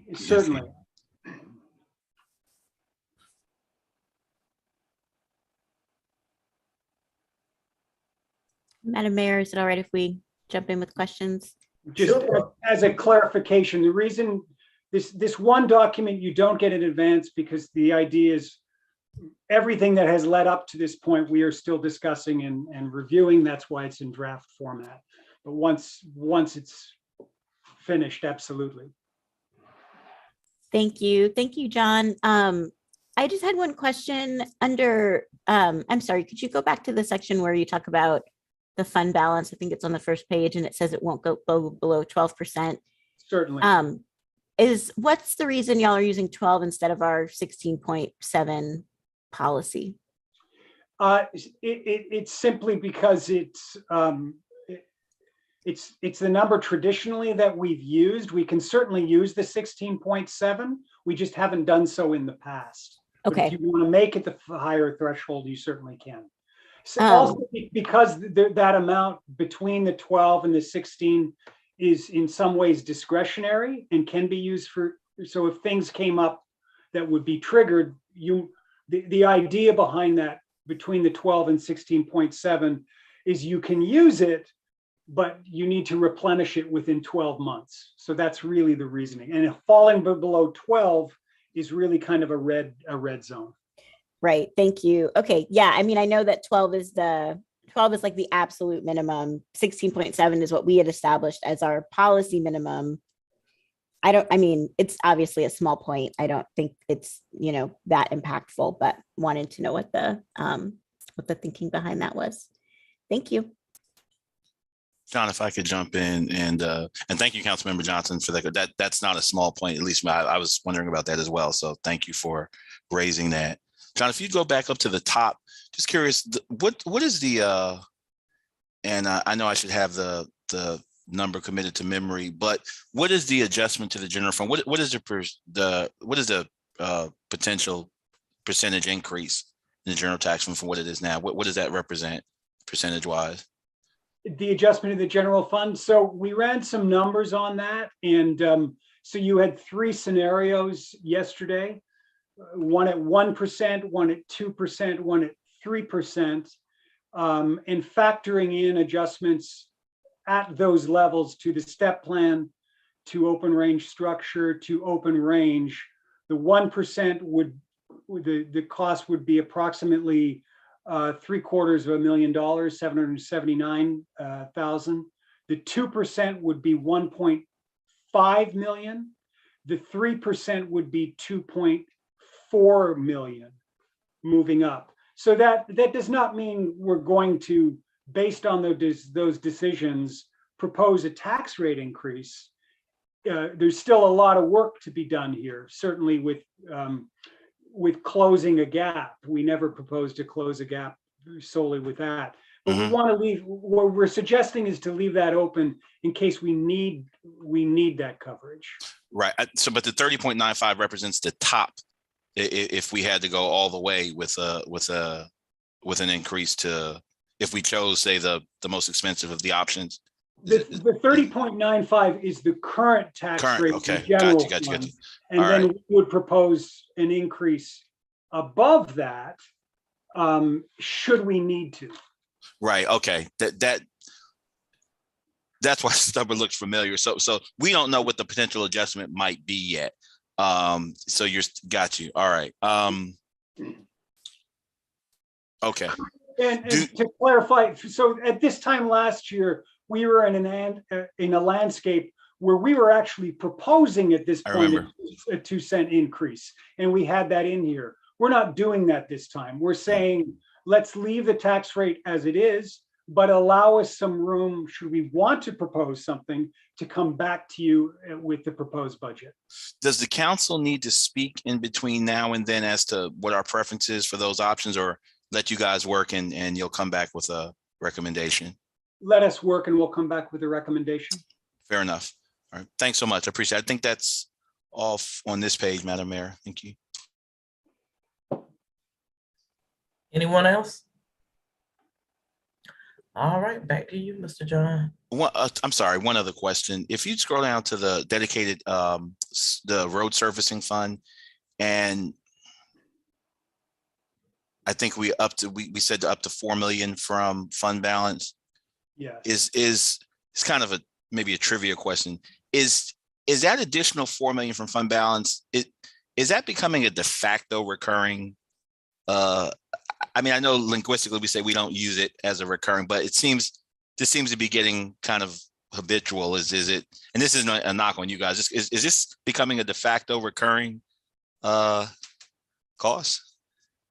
What I would say about that is, the fact that we keep doing it it's not a concern. It's just another way of funding it. But it does speak to the fact that it's below the level of needed. I think I spoke to you when we did the CIP and showed you a slide where what Public Works has actually asked for in paving is a lot greater than this. So we certainly want to want to evaluate that I mean, we can't provide for all the needs in the CIP because there's so many competing needs, but it is something to be aware of. Yes. Absolutely. And again, this is just about the language and the way we frame it and package it. I absolutely have no issue with us doing it, but I just keep seeing it, having a deja vu moment when we have these documents. So I think that's it for me as usual. Looks great. Congratulations to your first budget guidelines proposal. A great Jedi you will be. Thank you so much, Madam Mayor. Councilmember Reese. Thank you, John. I just wanted to say I really like the approach that you're taking with the budget guidelines. I think you've outlined the areas where we're going to need to make, or the council will need to make some difficult choices in the months ahead. And I just wanted to echo what my colleagues have said. I thought this round of budget retreats has been fantastic. You never would have guessed it was your first time around. Certainly want to appreciate your willingness to show vulnerability about your I guess, the fact that you've never done this particular part before, but I just want to say it never showed. You've done a great job. I want to thank you and your staff and all the folks who presented these 4 sessions. Obviously, not everything has gone my way, but that's in the nature of local government. What has gone my way is I feel like the members of the public who have been watching or go back and watch will get a really clear vision of how hard our staff works to give us options and then let us make the difficult decisions. And also a sense that this council is not afraid of making those decisions. So John, for the way that you have empowered us over the years, but especially this, your first budget retreat cycle, I just want to say thank you, congratulations. And I know you're going to keep growing into your exemplary leadership. That's all I had. Mayor, thank you. Councilwoman Freeman, I believe, has her hand raised as well. Yes, thank you. I also want to echo Councilmember Reese's comments and saying what a fabulous job. This looks great. I was ready. I was prepared for the worst when we talked about the deficit. And if this is where we are, I'm ready to make the decisions. I do want to express my concern around what the considerations might be around downsizing or discontinuing programs. And so I do want to just make sure to note that.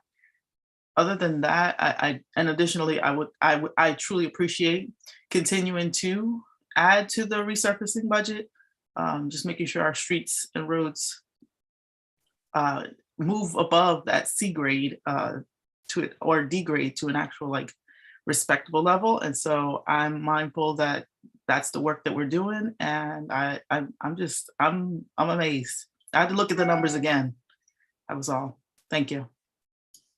Thank you.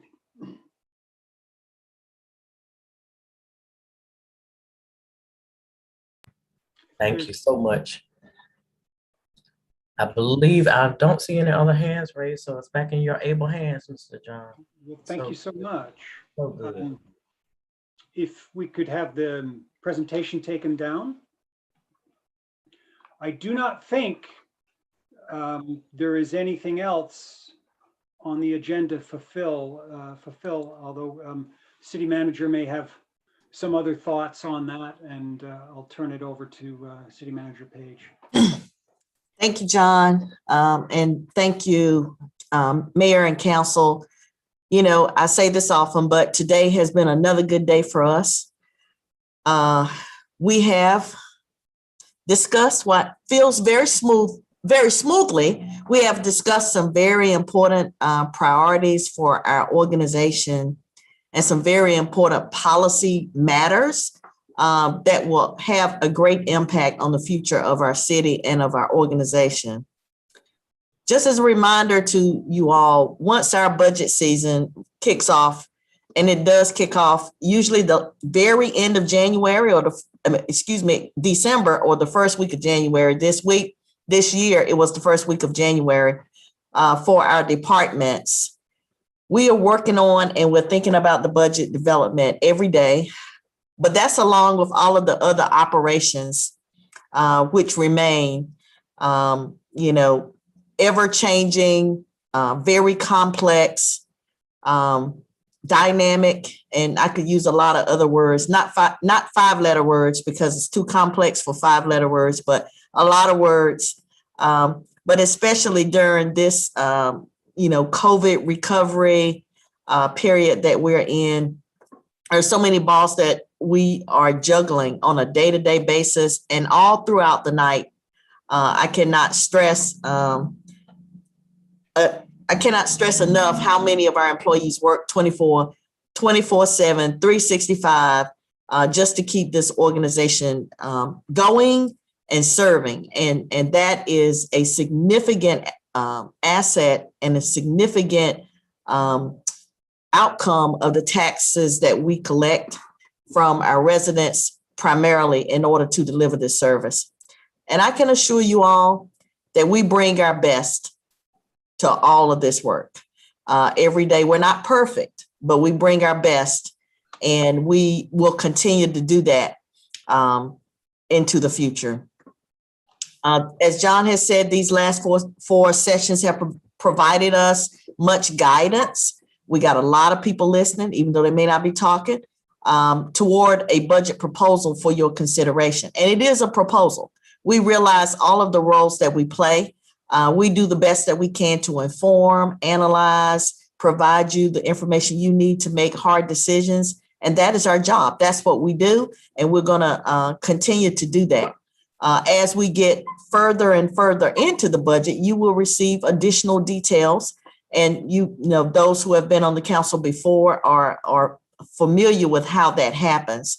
We will continue to provide, notice. I will in my meetings with you when we are going to be discussing other budget related items this season at our upcoming work sessions. That will include our water rate presentation that you have been familiar with. John has included it in the budget guidelines, but you'll see a detailed presentation on how we get to that, later this cycle.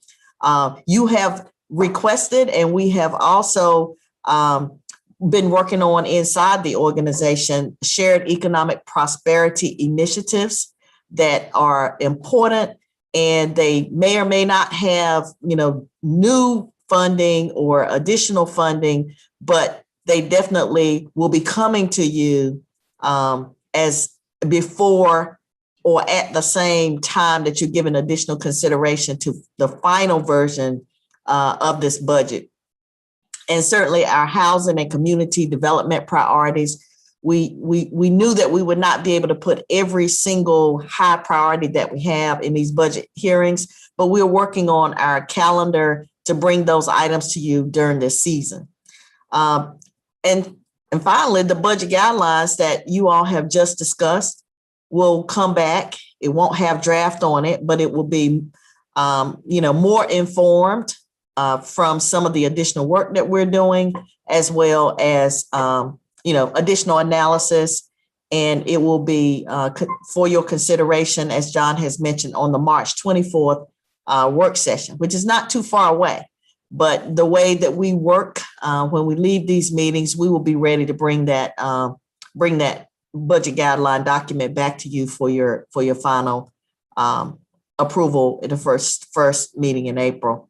Again, I would also like to thank the staff here today for the excellent work that they do every day. And certainly I would like to thank the council members and mayor who give us the guidance and the energy and the innovation that you bring to each one of you bring to this space to help us be better administrators, better leaders for this community that we serve. And that is all I have. Thank you, City Manager. I too want to offer my thanks today as I've entered into this budget season. It's been with nerves and nervousness and just, a little bit of trepidation, but Today, my heart is settled. You all once again have proven to be an A+ team. You all are the best, and I appreciate you all. I'm going to ask my colleagues to allow Councilman Reese to have the last words today, and I just want to say thank you to everybody. Thank you, Charlie, for everything that you've done. You've helped me so much in the short time that we've known each other, and I appreciate you, and I want you to be the one to close us out today. So if anyone else has any comments, I see Mayor Pro Tem, your hand is raised, but we'll let Councilman Reese have the last words to close us out. Absolutely, Madam Mayor. I think that would be highly appropriate. But as is our custom at the end of the budget retreat, we usually have an opportunity for each council member to say a few words. And I just want to, we have, as we've been working, just continued to point out what an incredible job the staff has done. And I just want to again underscore that. And John, just an amazing job during this retreat. Madam Manager, you and your team, of course, continue just to raise the bar higher every time you're before us. Couple of housekeeping matters, then a kind of a word of celebration at the end. I know we've got some pending matters to discuss, the 1.5 million for the open space trails and the funding for the cooperative, the pilot in our OEWD office. I do want to just transmit to the staff now in anticipation, no broadsiding, that as part of that discussion, it would be helpful to me as we consider doing the pilot seated in OEWD to get a brief update on some of the other deliverables that we're expecting from OEWD as well, built to last and some of the other things. So as part of that conversation and considering launching a pilot in that department, it would be helpful to have just a update on some of the other deliverables from them. That'll help me in the conversation. Also, I understand that the budget guidelines are in draft form. Just about everything now is in draft form until we vote in June. And I know in the past that it's just been helpful to have a copy of it in case, to prompt questions or comments, even as it's being developed, that can be incorporated in the final one to save revisions, revision time with the one we're supposed to vote on in April. So that's why I raised that. Finally, I want to, he's going to have the last word. I do want to take this opportunity to thank my brother and my friend, Charlie Reese, for not dialing it in at the end. It could have been very easy for him to throttle back these last couple of meetings, but he's working as Michael Jordan. I can't believe I'm talking about Michael Jordan, but he said, shoot, go down shooting. You play to the last second on the clock. And I just want to thank Councilmember Reese for playing out the entire clock, for being fully engaged and giving us the benefit of his expertise and his passion and his acumen for so many different areas in this work. I'm going to miss this greatly, the give and takes. And I want to thank him for while we may have had pointed questions, I may have had pointed policy questions. I never questioned his integrity. I never questioned his love for the city, and I never questioned his intent and his respect for each of us. So he goes with great love and appreciation of the city, and my personal thanks to him for making this such a fun ride. It's going to be different, but I guess the best way to honor his work is to keep doing it. Keep doing it at a high level, keep doing it with passion, and keep bringing our best to it each day. God bless you, my friend. Godspeed to your family. May your success embarrass your expectations. Thank you, Madam Mayor.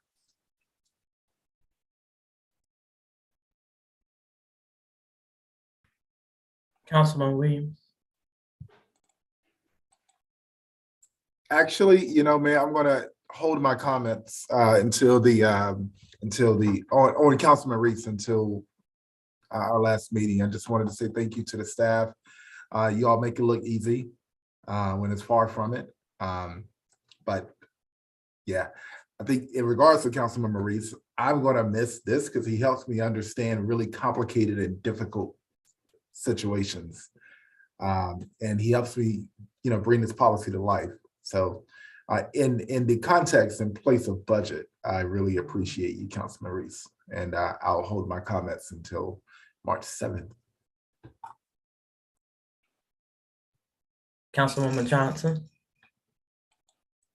Thank you, Madam Mayor. I also just wanted to echo all the appreciations for our staff across the city and especially our budget staff for organizing these retreats and getting us to this point. This is a epic endeavor every year. The budget process is the biggest thing that we do, and our staff is always really great at leading us through the process. And just want to appreciate y'all. John, great job in your first round out. We're excited to have you in this new role and appreciate all of your work and getting us to the finish line of these retreats. I did have one question, probably for my colleagues, about what we also have this outstanding ARPA funding discussion, and was hoping we could figure out a time to get that on the agenda as well, just in thinking about what our next steps are to move forward to some decision making. And that is all. Thank you so much, everyone. It's been a busy couple of days, and I feel like we've done we've been very well informed about what we need to do next. Thank you. I believe Councilwoman Caballero is going to pull all of us together to kind of figure out that time. She'll be talking to us one at a time, of course, but I think that she is trying to coordinate how we will, when we will meet together. I believe that she's been doing some work in trying to categorize all of the requests and trying to get us in a situation where we can kind of go through what we need to do and organize. She's trying to organize us, in other words, so that we can have an efficient process. So I think she'll be able to speak to that when she comes back. Great, thank you. And do you know if her plan is to have a separate meeting or to do it at a work session or a regular meeting? I think that she's planning to have a separate meeting, as Okay. I understand it, but I'll ask her again. I do know that she's been putting together some things for us to kind of toss about in the meantime, in terms of how we want to kind of organize ourselves around it. So she's been working in that area, and she'll have an update for us probably on Monday. I'll ask her if she can have an update for us on Monday. Okay, sounds great. Thank you.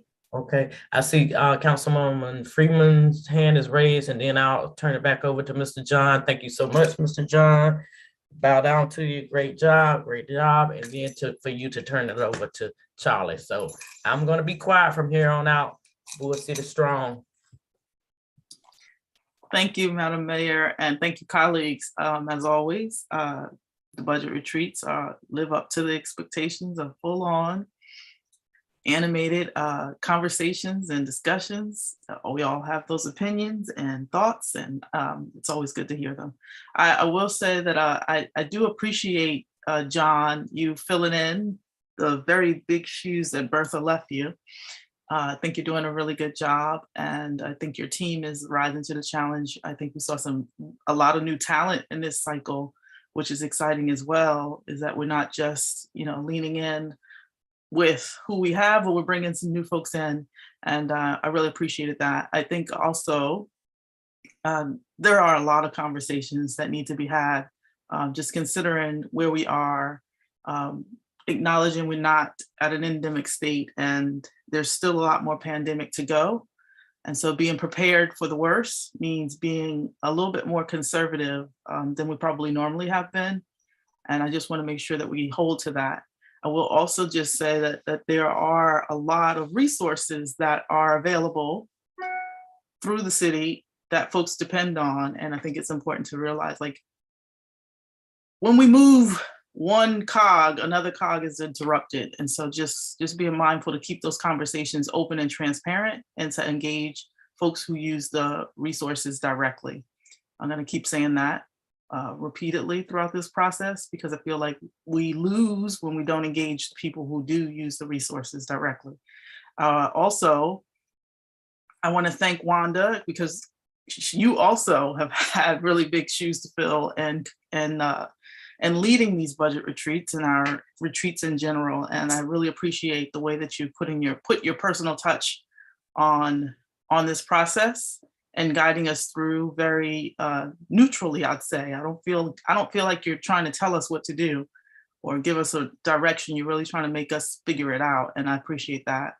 I also want to say that the budget staff, I mean, I know how hard this team works with each and every department within the city. And I just want to say thank you, thank you, thank you, and continue to do what you're doing and raise the issues as they come. I want to be as supportive as I can, but I don't know what I don't know. So at the end of the day, it's going to be on my colleagues and myself to figure out where we go, how we move forward, and I'm looking forward to the conversations ahead. I will say around the ARPA conversation, I would be really, truly disappointed if we are having the conversations with ourselves and not with the county in addition to ourselves. And I'm going to be circling up with Councilmember Caballero to make sure that that is the direction she's heading in, because I feel like that would be a miss if we don't incorporate some of what the county is trying to do as well. Other than that, I just want to say to Councilmember Reese, I will be counting the hours for Monday night and trying to do more than just the days.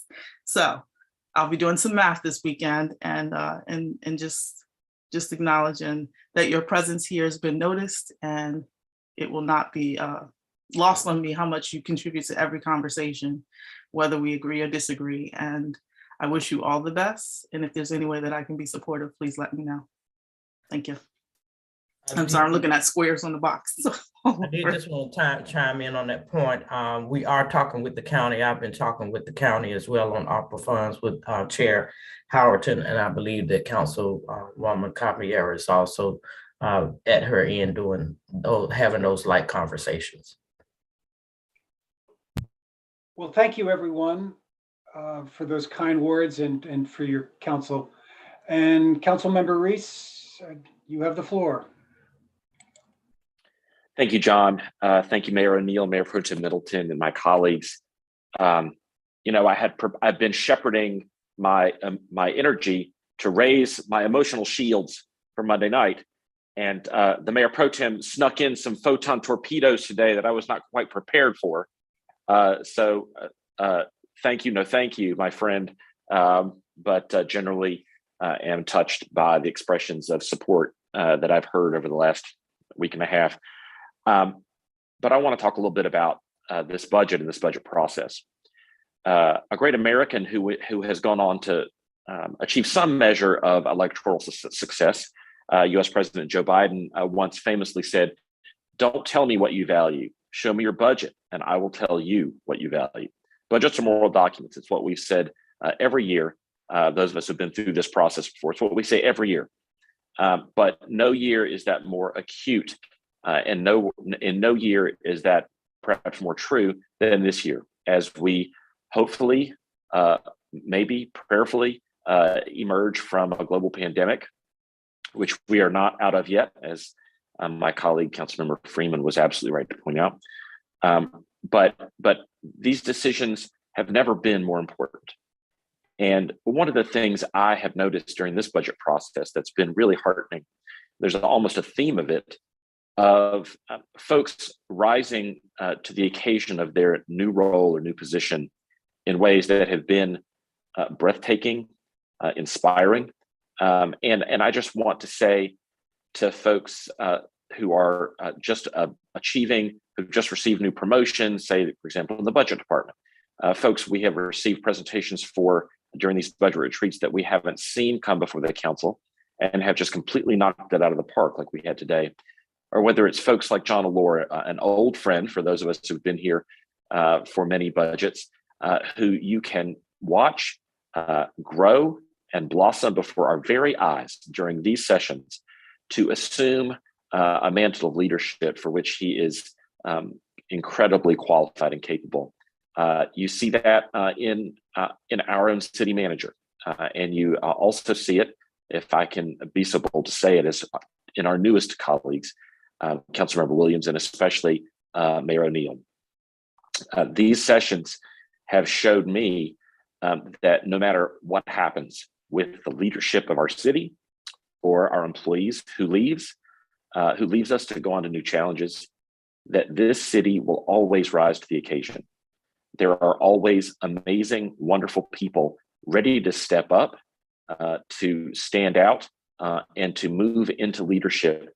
And these budget sessions have just reinforced that for me and shown me what an amazing organization the city of Durham is, and what an amazing place our city is that can raise up such incredible leaders like Councilmember Williams and Mayor O'Neill, and put them in the position to be our leaders in the very engaged and detailed way that we've seen over the last 4 budget retreats.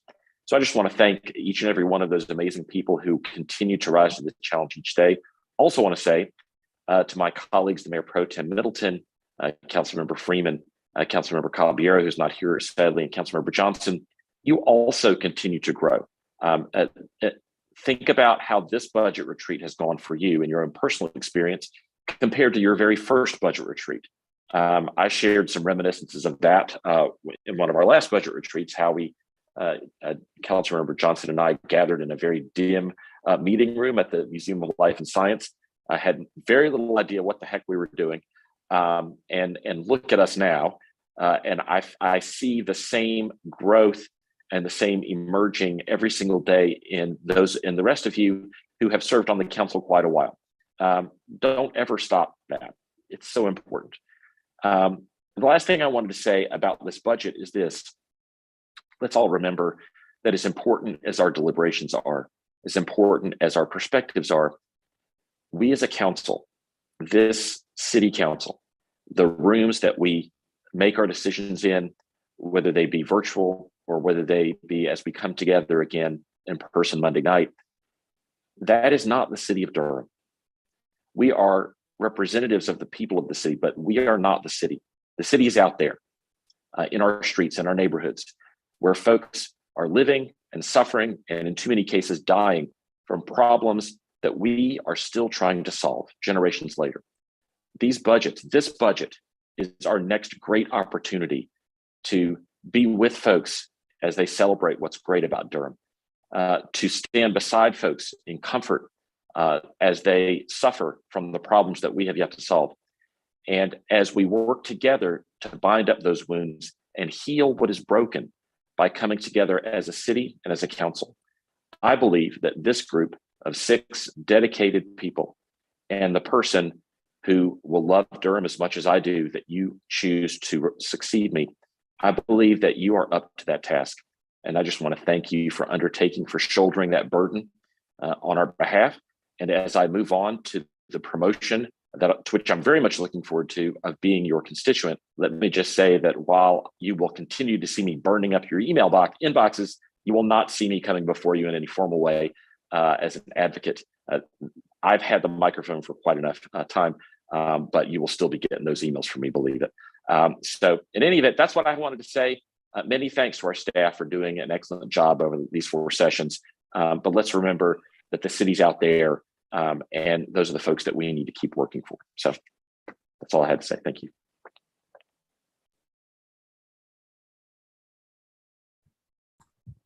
You're amazing, man. Amazing. Standing ovation. All right, everybody. With that, I think we're done. Thank you so much, everyone, for joining us for these 4 retreats, and enjoy your afternoon and your weekend. Awesome. We'll see you guys Monday. Have a great weekend, everybody. In person. Right, back in person. Yes. Absolutely. Stay safe and Bye, well. y'all. Bye. Y'all soon. Have a good one.